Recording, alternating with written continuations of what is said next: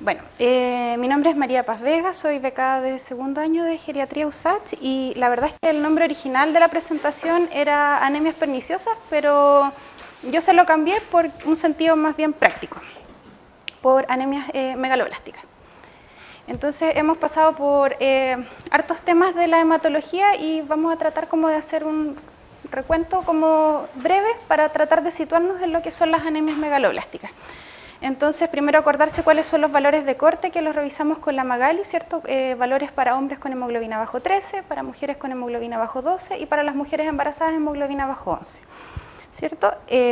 Una vez que tenemos claro en el fondo el diagnóstico, tenemos que tratar de ordenarnos y ver en qué punto estamos dentro de las anemias y hay distintas formas en el fondo de agruparlas, pero una forma práctica es a través del volumen corpuscular, es decir, clasificarlas por el tamaño del glóbulo rojo y en el caso de que nos encontremos digamos, con un volumen corpuscular bajo 80, nos tenemos que situar o pensar en primer lugar en las anemias que son de origen ferropénico y muy hacia la cola en el contexto de las anemias que son muy microcíticas, las talasemias y las anemias sideroblásticas.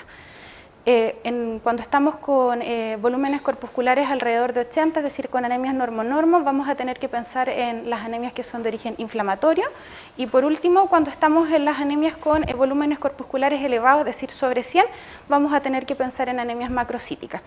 Y acá es un punto importante porque cuando estamos con una anemia macrocítica hay dos grandes grupos. Están las anemias que son hiporregenerativas y las anemias que son regenerativas, ¿ya? Y eso lo vamos a ver en relación al índice reticulocitario, es decir, en el fondo la capacidad que tiene la médula de ir haciendo recambio de los glóbulos rojos. ¿Ya? Por eso, cuando nosotros nos enfrentemos con una anemia macrocítica, siempre vamos a tener que pedir un recuento de reticulocitos porque si no nos vamos a perder de esta parte importante en el enfrentamiento. ¿Ya? Y más allá de saberse de memoria el cálculo, hay que tener noción de que vamos a tener que tener hematocrito, vamos a tener que tener un recuento de reticulocitos y bueno, la calculadora lo mete solo en relación al índice de maduración, que es el tiempo de maduración que se toman los eritrocitos en día y se hace en relación al grado de anemia que tenga el paciente. Y según eso nosotros vamos a clasificarla, como les decía, en regenerativas cuando el índice reticulocitario esté sobre 3 y hiporregenerativas cuando esté bajo 2. Teniendo eso claro, si nos encontramos en el contexto de una anemia macrocítica regenerativa, hay dos cosas que voy a tener que pensar. El paciente está hemolizando, se están lisando los glóbulos rojos, o el paciente está perdiendo por algún lado, pero el problema no está en la médula, ¿cierto? Y en el otro contexto, cuando estamos con las hiporregenerativas, que es, digamos, las que vamos a revisar hoy, que aquí el gran grupo que vamos a ver es el grupo de las megaloblásticas, que son en el fondo las anemias carenciales, que son ya sea por déficit de vitamina B12 o por déficit de ácido fólico.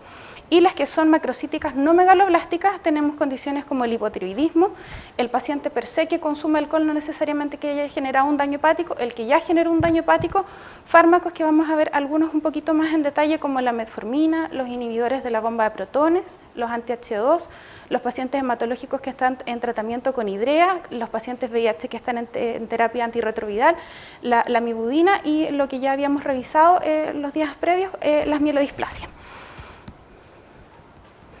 Entonces, este caso clínico, más allá como de que podamos como desarrollarlo, se los presento tal cual como estaba, digamos, instaurado en la web, y es un caso que se vio en conjunto con el Hospital J. Aguirre más el Sotero del Río en la unidad de neurología, y se trata de un hombre de 59 años de edad, casado, contador, que tiene un cuadro más bien insidioso, que tenía fallas de memoria, estaba apático, tenía depresión, o sea, tenía predominio de síntomas más bien cognitivos. Y progresivamente se empezaron a agregar conductas inadecuadas, donde lo que relataba el acompañante era que empezaron a aparecer ideas delirantes, persecutorias, el paciente desorientado espacialmente, por lo que decidió o se vio obligado a dejar de trabajar. En las últimas semanas previo a la consulta se agregaron fenómenos de incontinencia urinaria, alteración de la marcha, el paciente se empezó a caer frecuentemente, por motivo por el cual terminó hospitalizado.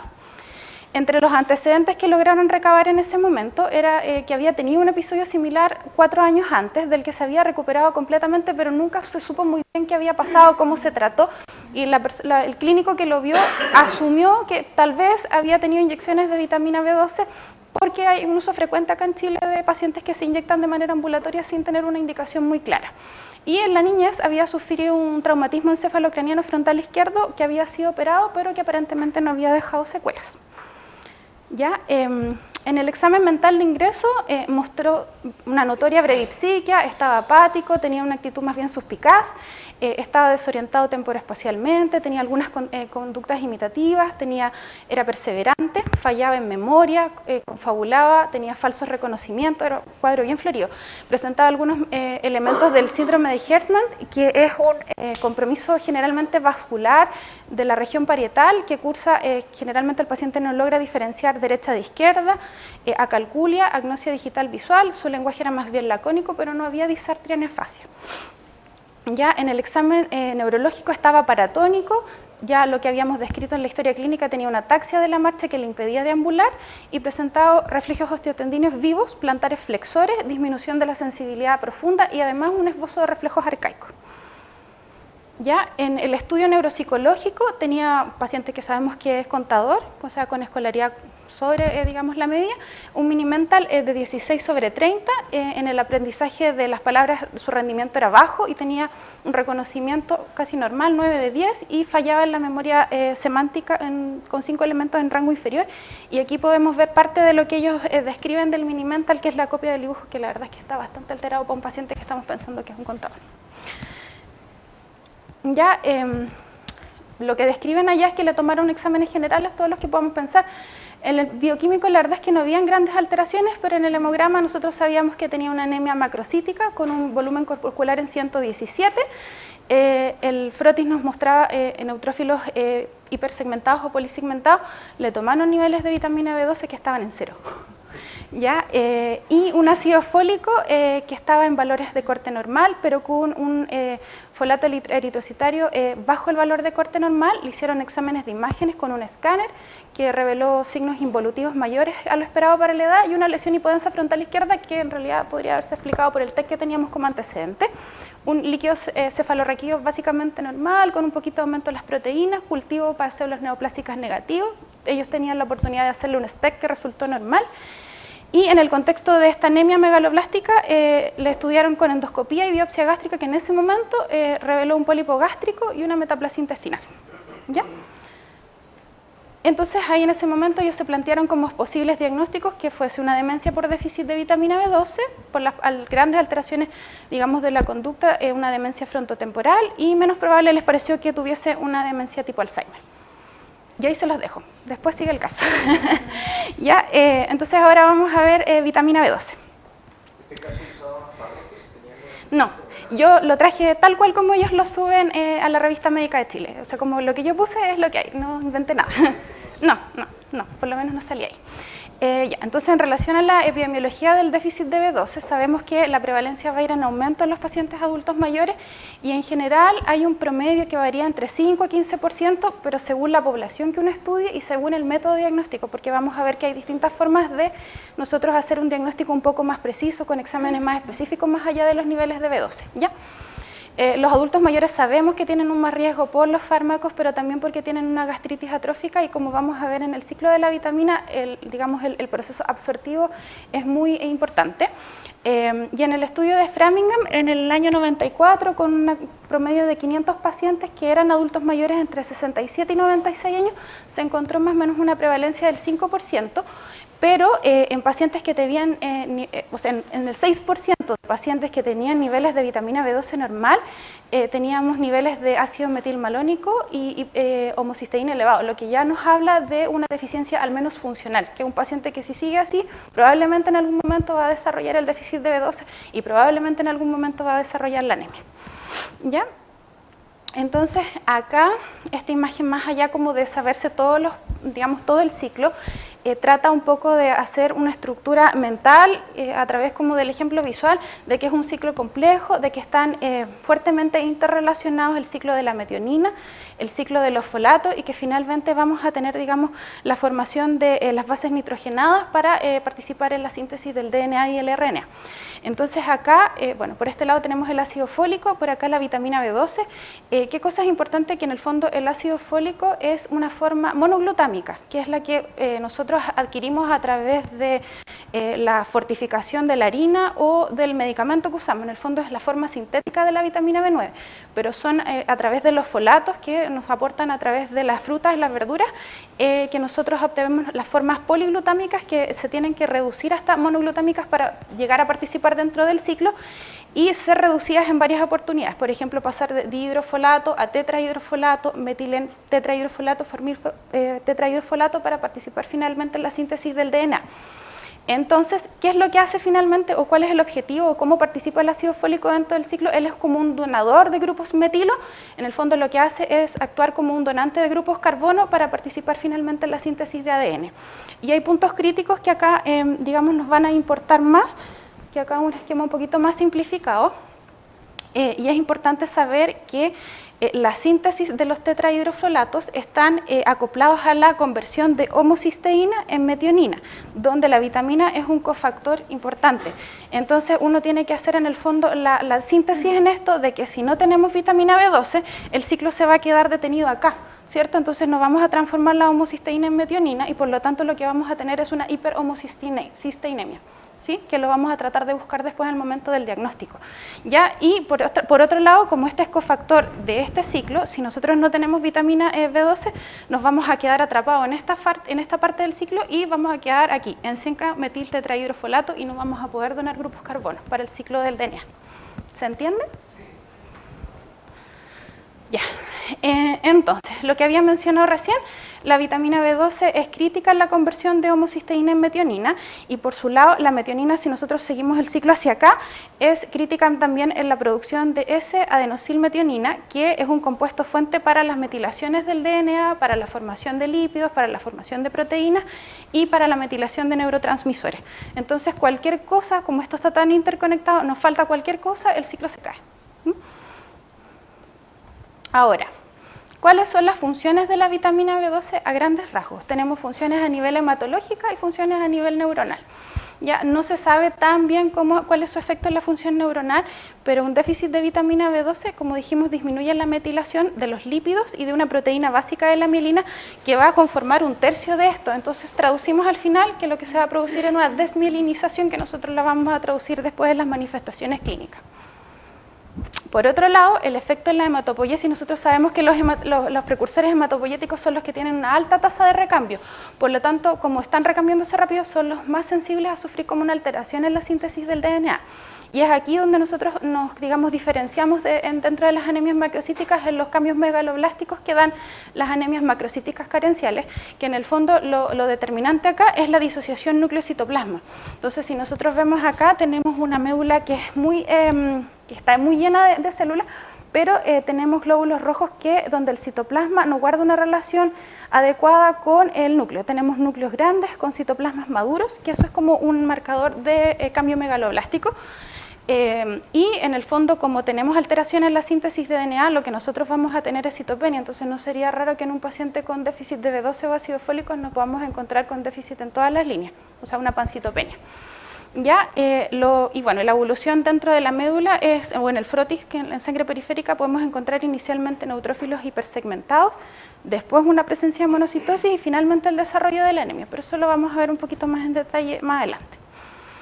¿Ya? Y por otro lado, además del efecto megaloblástico, tenemos la eritropoiesis ineficaz, donde nosotros lo que vamos a encontrar acá es una hemólisis intramedular y lo que vemos acá es justamente eso, que tenemos restos como del tejido del núcleo, del glóbulo rojo disperso, digamos, por dentro de la médula secundaria a la lisis de la célula, en una médula hipercelular, y esto en periferia se va a traducir en que estos glóbulos rojos que se van lisando, como se van rompiendo, se va liberando su contenido, entonces vamos a tener aumento de la ferremia, por destrucción, aumento de la hiperbilis, en este caso indirecta, aumento de la lactato deshidrogenasa y disminución de la aptoglobina.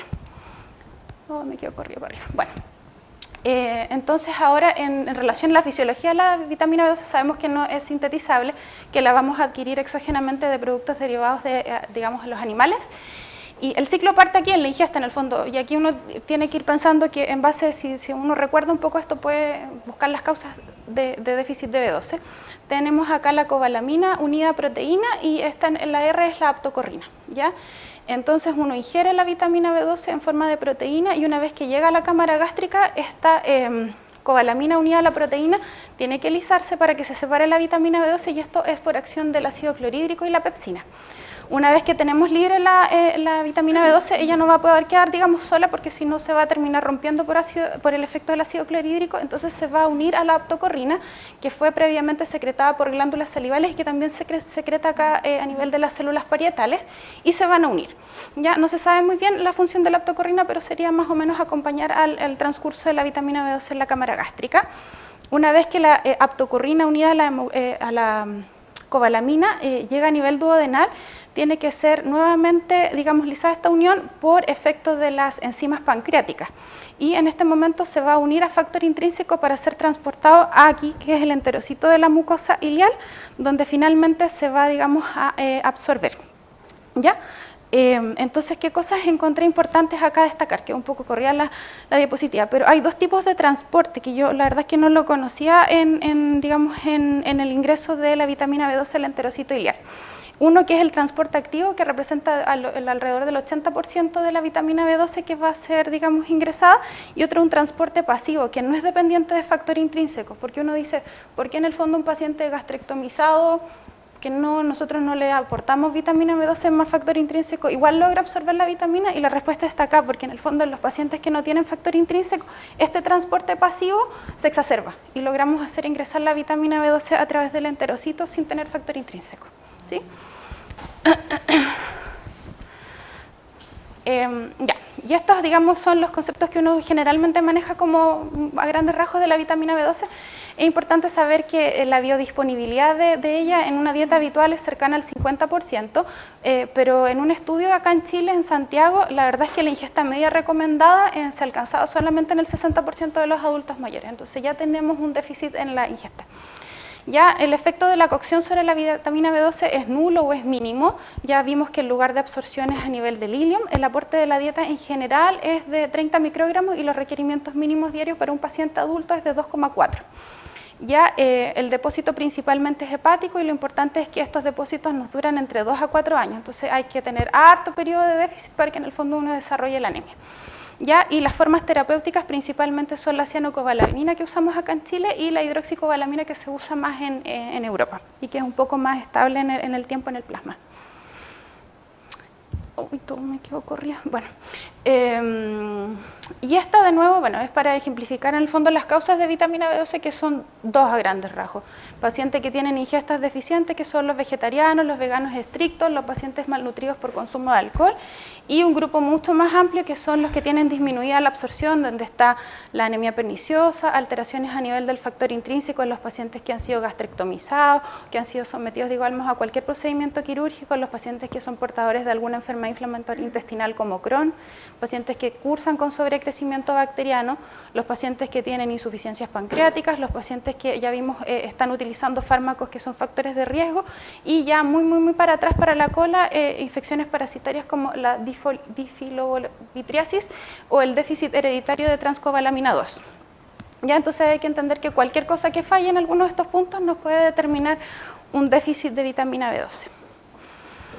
Ahora, muy a grandes rasgos, que son los fármacos que habitualmente nosotros vemos, usamos, que causan déficit de vitamina B12, está la metformina, que puede afectar hasta el 30% de las pacientes que la utilizan, y lo que ellos lograron evidenciar es que ya al menos a los 4 meses de uso de una dosis estándar ya disminuyen los niveles de vitamina B12 y en general, un promedio de 5 a 10 años, los pacientes ya van a desarrollar síntomas, se entiende por anemia o los síntomas neurológicos. Ya, y el mecanismo sería por afectación de los receptores que son dependientes de la membrana, dependientes de calcio en la membrana del enterocito del ilium, que en el fondo es donde se une el complejo vitamina B12 y factor intrínseco para ingresar, que es requiriente de calcio. Ya, y por otro lado están los fármacos antiepilépticos, donde los más importantes son la carbamazepina y la fenitoína. La verdad es que el mecanismo exacto no está tan claro, pero se piensa que en el fondo está a nivel del ciclo, donde interfieren en la conversión de homocisteína en metionina que vimos al comienzo. Ya, y por otro lado también se describe el óxido nitroso en estos usos como, ¿cómo se dice? Recreacionales, donde inactiva a la enzima metionina sintetasa dependiente de la vitamina B12, lo que provoca en el fondo un agotamiento gradual de los depósitos. Ya, manifestaciones clínicas, dijimos que los dos problemas que nos generaba el déficit de B12 son la eritropoiesis ineficaz y la desmielinización. Entonces, cada uno puede ordenarse como quiera, pero tal vez como en sentido cefalocaudal es un poco más práctico, vamos a tener alteraciones de los sentidos, el paciente va a desarrollar atrofia óptica, va a tener dificultad visual, va a tener anosmia, pérdida del sentido del gusto, puede desarrollar una glasitis, rágades. A nivel cerebral, como vimos en nuestro paciente del caso clínico, podemos tener un espectro amplio de manifestaciones como a nivel cognitivo, desde depresión, manía, un paciente que se va a mostrar un poco más irritable, paranoico, con ideas delirantes, incluso con labilidad emocional. Si bajamos a nivel de la médula espinal, nos podemos encontrar con la degeneración combinada subaguda de los cordones posterolaterales, donde lo que generalmente inicia son las parestesias, que normalmente son simétricas, y después empieza con una alteración a nivel de la sensibilidad profunda, el paciente pierde o disminuye su propiocepción, la sensación de vibración, puede tener lo que describíamos al comienzo, una marcha táxica, debilidad de extremidades inferiores, puede ponerse espástico, puede aparecer un romber, puede aparecer el signo del Hermite cuando el paciente lo que hace es una hiperflexión del cuello, genera una descarga eléctrica, y también podemos tener compromiso a nivel del sistema nervioso autónomo, el paciente puede desarrollar una hipotensión postural, puede desarrollar incontinencia o impotencia. ¿Ya? Ahora, lo importante es saber que como estamos viendo como las anemias carenciales de B12 y ácido fólico, los síntomas neurológicos son propios del déficit de B12 y no del déficit de ácido fólico, y a mayor déficit, mayor gravedad de los síntomas. Importante también es saber que una vez que nosotros tratemos a los pacientes con déficit de B12 que vienen con desarrollo de algún síntoma neurológico, no sabemos en el fondo cuánto va a recuperar, y eso va a depender de cuánto tiempo pasó con su déficit, qué tanto grado de deterioro neurológico tiene, entonces un poco no sabemos qué va a pasar, ¿ya? Y podrían eventualmente ser irreversibles. Desde la parte como de los otros síntomas sistémicos, un paciente podría debutar con una trombosis, pero generalmente en sitios atípicos, se describen trombosis venosas cerebrales o sinusales, porque si nos acordamos en el ciclo que revisamos anteriormente, lo que se produce es una hiperhomocisteinemia, ¿cierto? Y la homocisteína normalmente lo que hace es inhibir a la proteína C y a la antitrombina, entonces si tenemos más homocisteína vamos a generar un estado procoagulante. Ya. Y este en realidad era el nombre de la presentación, pero lo cambié. Ya. Y bueno, esta es una entidad aparte, por eso en verdad lo dejé así, porque la anemia perniciosa es una enfermedad en sí misma, es una anemia autoinmune, y hay que pensarla cuando nosotros encontramos casos muy, digamos, marcados o déficit muy severos de vitamina B12, y el setting es como el nuestro, porque son generalmente pacientes adultos mayores, entre 70 y 80 años, la mayoría mujeres, y que uno dice, ¿por qué tiene tanto déficit un paciente que en realidad es adulto mayor, pero tiene un consumo pareciera como normal, como de alimentos digamos de origen animal? Ya.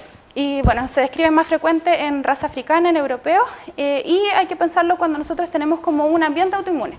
Paciente que tenía una diabetes mellitus tipo 1, que es hipotiroidio, ese digamos es como el contexto del paciente.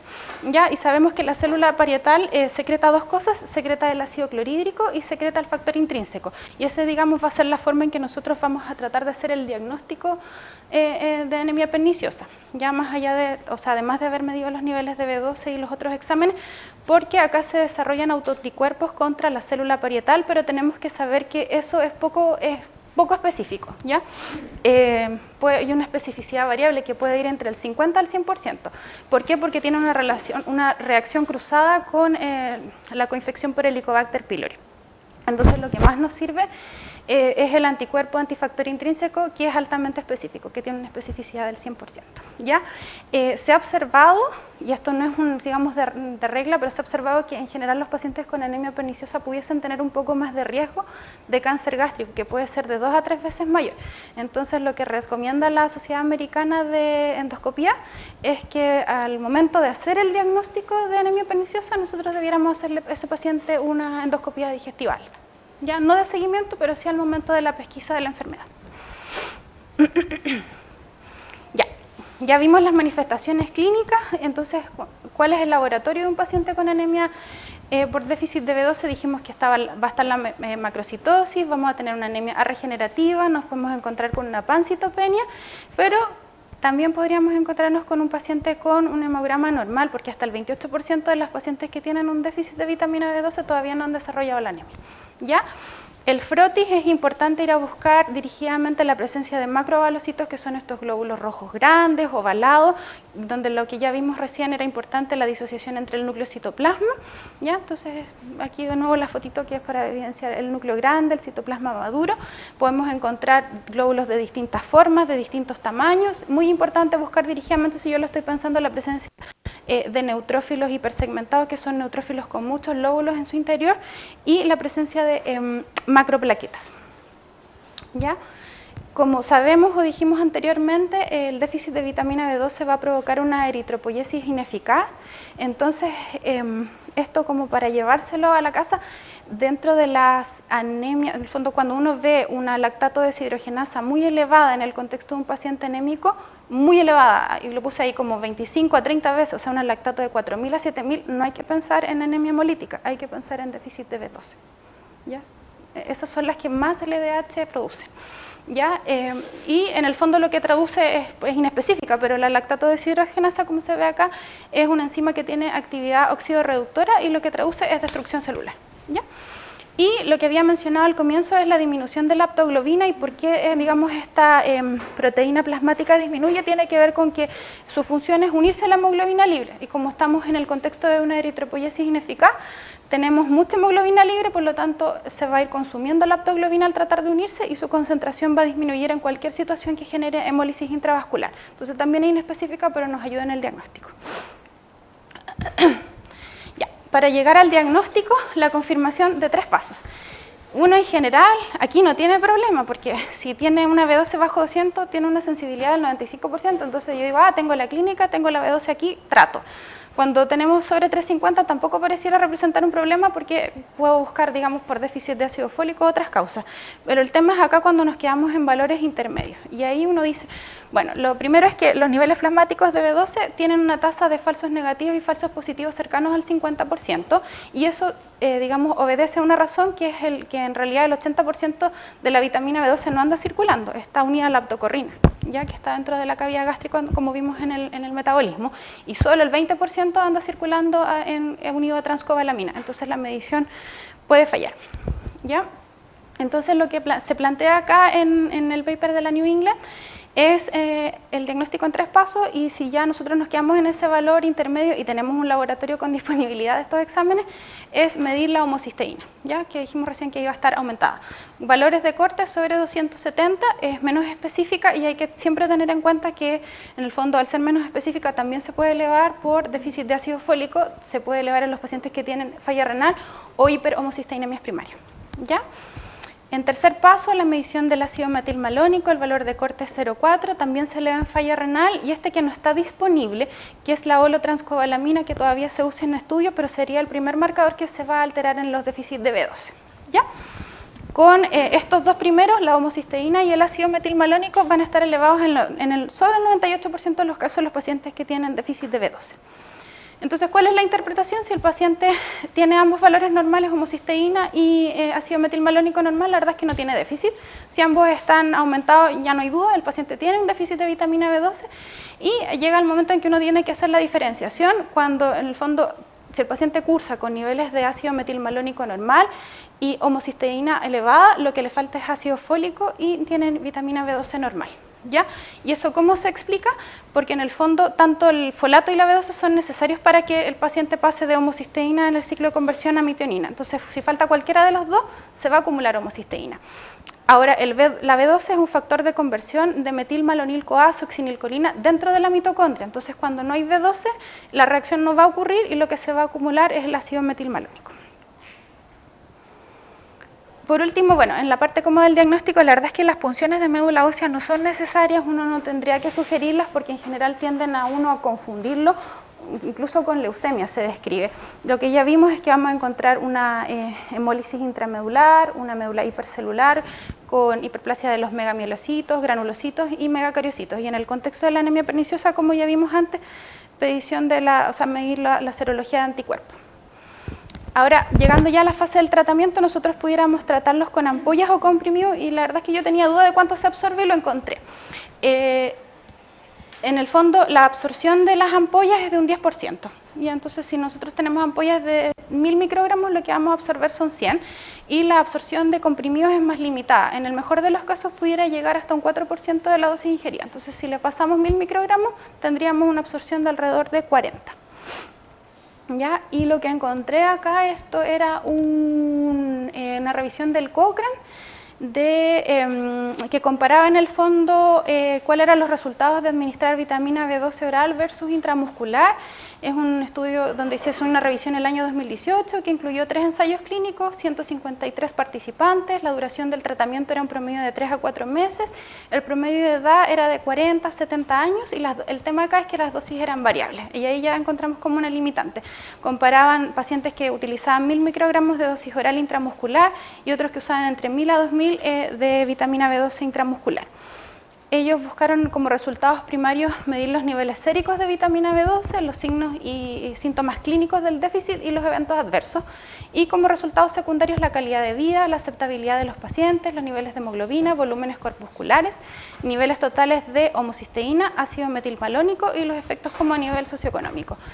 Y digamos, como a modo de conclusión, la verdad es que la evidencia era de baja calidad, pero ellos lograron demostrar que tanto B12 oral como intramuscular tienen efectos similares en términos de normalización de niveles de vitamina B12, pero a menor costo, obviamente la oral, porque en el fondo el paciente va a tener que administrárselo en su casa. Entonces, esto es como por si alguien tiene dudas, lo dejé en las presentaciones comerciales, hay muchas, pero estas son algunas de las que hay en Chile.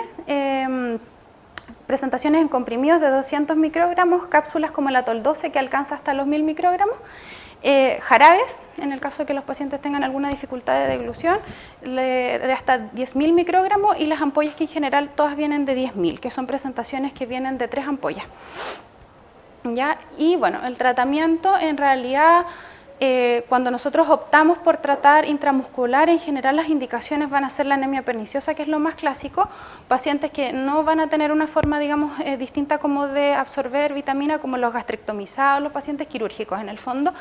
Se describe un síndrome extraño que es el Imersul-Grasberg, que es un autosómico recesivo donde tiene una mutación en el gen de la cubilina, ya que es el receptor final en la mucosa ileal. Entonces, si falla el receptor final, el paciente no va a poder absorber B12.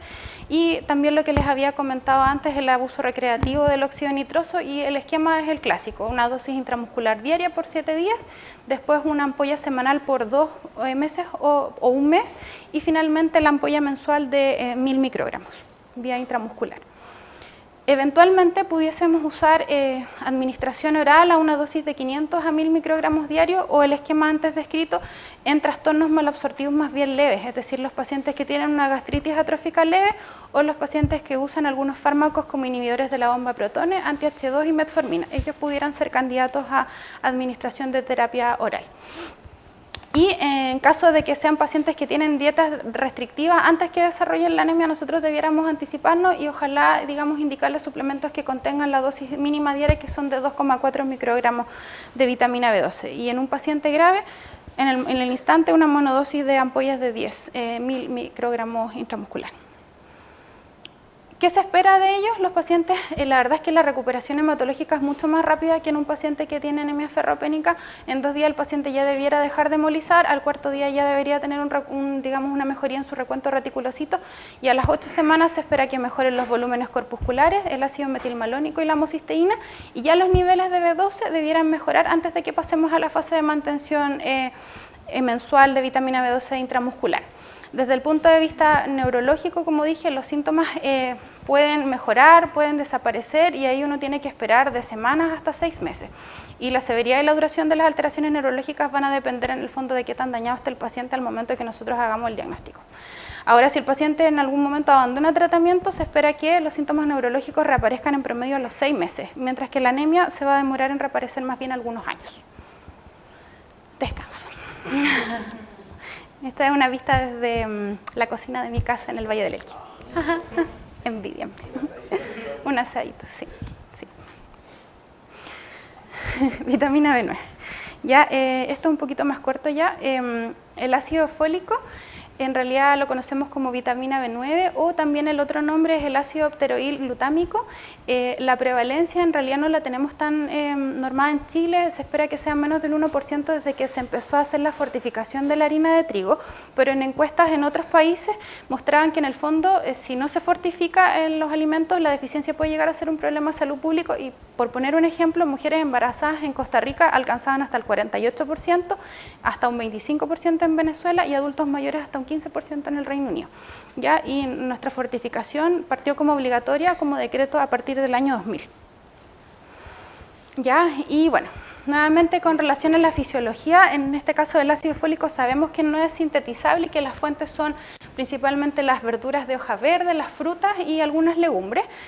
Y bueno, acá tenemos, digamos, las dos formas de adquirir el ácido fólico, como ácido fólico propiamente tal, que es ya, con lo que ya mencionamos, la forma sintética, o como folatos derivados de los alimentos, y va a llegar directamente de esa manera a nivel duodenal o yeyunal, que son los sitios donde se absorbe. ¿Ya? La absorción sí es como monoglutámica, en el fondo el ácido fólico, que es la forma sintética, va a pasar directo, pero los folatos que vienen de los alimentos van a requerir la actividad de la glutamato carboxipeptidasa 2, que la va a tener que transformar en una forma glutámica para ser absorbida. ¿Ya? Y para que llegue a, digamos, al plasma tenemos que tener actividad de dos transportadores, unos que son dependientes de un pH ácido, que son el transportador acoplado a protones, y uno que, que funciona a pH neutro. ¿Ya? Nuevamente con relación a la fisiología, sabemos que el efecto de la cocción es súper deleterio, que el paciente tiene que comer verduras, digamos, crudas, porque con 15 minutos que uno cueza, digamos, las verduras ya se pierde la actividad del ácido fólico. El lugar de absorción es el duodeno y el yeyuno. La absorción máxima es de un 50 hasta un 80% de lo que se ingiere en la dieta, y los depósitos duran mucho menos tiempo. Dijimos que el anterior duraba hasta 4 años, aquí los depósitos no duran más allá de 4 meses. Tenemos formas terapéuticas, que el ácido fólico, que ya mencioné anteriormente, o pteroil glutamato. Las causas de déficit de ácido fólico pueden ser un aporte insuficiente, que es la primera causa en el mundo, o situaciones donde nos genera un aumento del consumo, donde puede ser el hipotiroidismo, enfermedades inflamatorias, hemólisis, neoplasias hematológicas, entre esos la leucemia, el mieloma múltiple, los síndromes mieloproliferativos y bueno, situaciones de mayor requerimiento como el embarazo o la lactancia, o situaciones donde disminuye la absorción, que ya son más raras, donde tenemos la enfermedad celíaca, la cloridia, el sobrecrecimiento bacteriano, enfermedad inflamatoria intestinal, el consumo de alcohol, hepatopatías y fármacos, donde nuevamente aparece la fenitoína. Acá se agrega el fenobarbital, el metotrexato, la sulfasalazina, el cotrimoxazol, los anticonceptivos y el tratamiento anticoagulante oral, pero son más raras. Al igual que el déficit de B12, tenemos todo el espectro de un síndrome anémico, paciente con astenia, dinamia, fatiga, pero acá los síntomas neurológicos no participan, ¿ya? Y cuando nosotros, digamos, tengamos un paciente con síntomas neurológicos, tenemos que volver a pensar, en realidad tiene un déficit de B12, en realidad tiene un déficit de tiamina, se trata de un paciente que está consumiendo alcohol. Y otros que no es, digamos, nuestros pacientes, pero pueden tener antecedentes de infertilidad, sobre todo en los pacientes embarazadas que no consumen ácido fólico, se producen en el feto alteraciones en el cierre del tubo neural. En el laboratorio es igual que el déficit de vitamina B12, pero en general son anemias de menor grado, y así como son anemias de menor grado, tienen también menor macrocitosis. Y al igual que el déficit de vitamina B12, podemos encontrarnos con un hemograma normal, pero ya nos llama la atención que hay un BCM como cercano a 100. ¿Ya? En el frotis podemos encontrar lo mismo, pero también se describen dacriocitos, que son propios más bien de la mieloptisis, pero pueden estar en los déficits de ácido fólico y los neutrófilos hipersegmentados. A nivel de sangre periférica, todos los signos de hemólisis que describimos anteriormente, que son el aumento de la bilis, de la LDH y la disminución de la aptoglobina. Y nuevamente el aspirado de médula ósea no va, no es necesario. Ahora, el diagnóstico lo podemos hacer con niveles del ácido fólico, y si tenemos dudas nos podemos ayudar con niveles de folato eritrocitario. ¿Ya? Lo que nos informa los niveles de ácido fólico son lo que ingirió el paciente en las últimas 24 horas. Los valores normales en general van entre 5 y 20, pero nuevamente nos encontramos con el problema cuando tenemos valores límite, ¿ya? Porque hasta un 5% de los pacientes pueden tener déficit de ácido fólico con esos valores normales. Y ahí lo que podemos hacer es uso del folato eritrocitario, que nos evalúa el estado nutricional del tejido, y el valor de corte es bajo 140. El tratamiento depende del paciente. Sabemos que tenemos que suplementar, por ejemplo, a las embarazadas y la dosis en ellas va de 1 a 5 dependiendo del riesgo. Ya, idealmente se debe iniciar un mes antes de la concepción y continuar hasta 6 semanas posparto.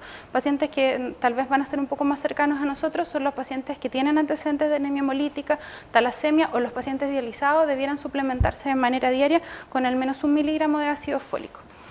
Y en los pacientes que ya decidamos tratar, la dosis es variable, de 1 hasta 5 miligramos. Siempre tenemos que descartar el déficit subyacente de vitamina B12 porque si nosotros optamos por tratar al paciente con ácido fólico y no descartamos que tenga un déficit de B12, lo que va a pasar es que el paciente va a exacerbar sus síntomas neurológicos. La indicación de tratamiento permanente son en el fondo cuadros malabsortivos mientras no estén resueltos, las anemias hemolíticas crónicas, también se describe cuadros de dermatitis exfoliativa o mientras el paciente esté usando un fármaco que nosotros sabemos que le va a causar el déficit. Y en el contexto de pacientes que tienen causas reversibles podríamos tratar de 1 hasta 4 meses. Ya en general la respuesta a tratamiento de los reticulocitos también es rápida, alrededor de los 4 días y el paciente debiera también recuperar su anemia en promedio entre 1 al segundo mes. Y ahora para terminar, como terminar en el fondo el caso clínico que les había presentado al comienzo, se describe que ese paciente que durante la hospitalización lo que presentó es una agitación nocturna, siguió con algunas alucinaciones visuales y auditivas que requirieron, ahí describen tranquilizantes mayores, no especifican cuál. Llamó la atención que durante su evaluación neuropsicológica presentaba fluctuaciones de los rendimientos y en realidad esas observaciones fueron concordantes con la impresión que tuvo un psiquiatra que él lo describió como un delirio, estado confusional. Se inició efectivamente tratamiento con vitamina B12, ellos administraron 5.000 unidades de manera diaria durante 3 días y luego, durante 10 días digo, y luego de forma semanal, más suplementación con ácido fólico porque si recuerdan tenía valores de folato eritrocitario también bajos y ellos muestran esta curva de progresión en relación al momento del ingreso, esto es el mes de junio y finalmente cómo le va en agosto, como digamos es un mini mental progresivamente en aumento hasta que alcanza los 30 puntos al momento del alta, cómo aumenta el recuento de eritrocitos, cómo mejora el hematocrito y cómo va también disminuyendo el valor del volumen corpuscular hasta alcanzar valores cercanos a lo normal. Y esta es la comparación, digamos, de su pentágono en el momento del ingreso, que estaba muy desestructurado, no logró en ese momento escribir, al momento del alta ya logró poner, digamos, algo, estamos en el hospital de la Universidad de Chile, y un pentágono mucho más cercano, digamos, a la normalidad. Ya, el paciente se recuperó paulatinamente en orientación y memoria, en su primer control un mes al alta ya tenía un minimental 30/30, tenía mínima dificultad de marcha y todavía tenía algunas parestesias. En la memoria semántica logró evocar 18 palabras de 60 que estaba en el percentil 60, o sea, estaba ya en un rango medio superior, el hemograma se había normalizado y ellos insistieron. ¿Se acuerdan que le había dicho que tenía un pólipo, digamos, en la biopsia gástrica y una metaplasia? Bueno, le hicieron una segunda biopsia gástrica y encontraron una gastritis atrófica. Ya, finalmente el paciente se logró reintegrar a su trabajo. Eso.